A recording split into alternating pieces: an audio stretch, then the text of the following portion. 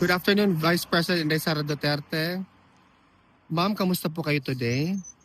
Okay lang ako today at magandang hapon sa lahat ng mga kababayan natin na nandito ngayon sa Duterte Street sa Den Haag at sa mga kababayan natin online na sumusunod araw-araw sa pagbibigay suporta kay dating Pangulo Rodrigo Duterte.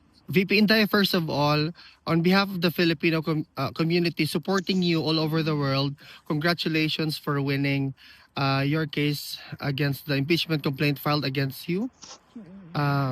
Yes. Unang pasalamat ko sa Diyos, sa Ginoo ra na tanan, saka nato na tanan sa Ginoo. Pangalawang pasalamat ko ay sa mga abogado na nagtulong-tulong para questionin yung pag-abuso ng proseso ng impeachment ng House of Representatives.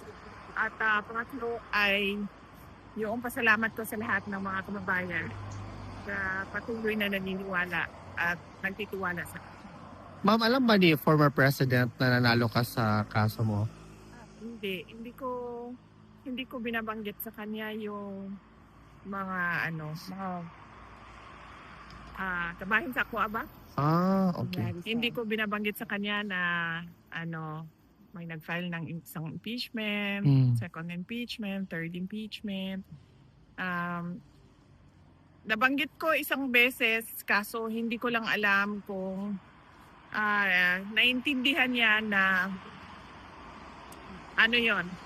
kaparte yun sa impeachment, questioning the impeachment kasi isa siya sa mga abogado doon. Maalala niyo, isa si President Duterte sa mga pumirma doon sa petition na sa Supreme Court. Noon, matagal na yun, nabanggit ko. Kanina, hindi ko na binanggit sa kanya yung denial ng motion for reconsideration doon sa kaso dahil ayoko na pag-usapan yung impeachment. Okay.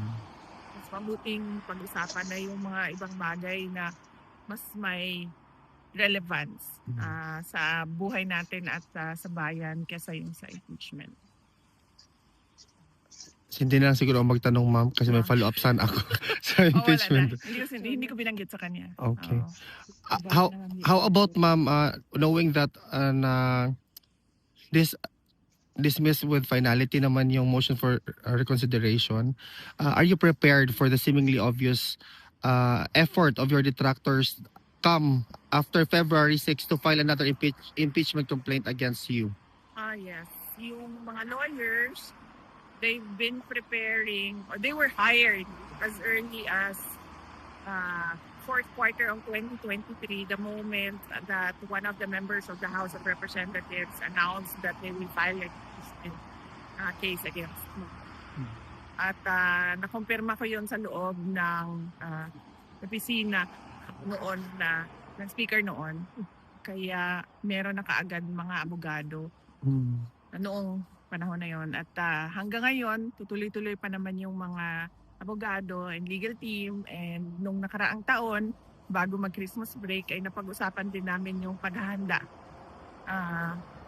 sa impeachment. Hindi lang ngayong taon na ito, dahil sigurado kapag hindi sila nakapag-file ngayong taon, susunod na taon at hanggang matapos ang aking termino ay ganun ang gagawin nila.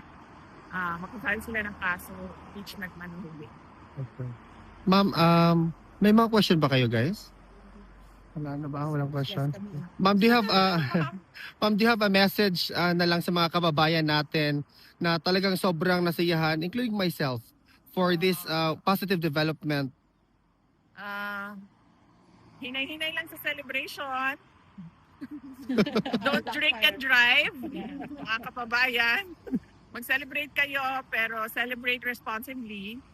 Huwag ubusin ang pera sa bisyo. At huwag magmaneho ng lasing.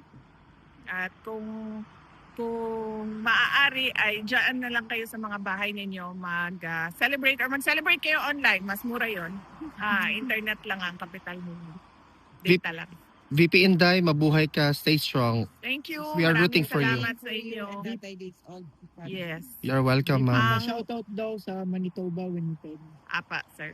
Ang ano ko ay wish ko talaga lahat para sa bagong taon ay paulit-ulit naman yon.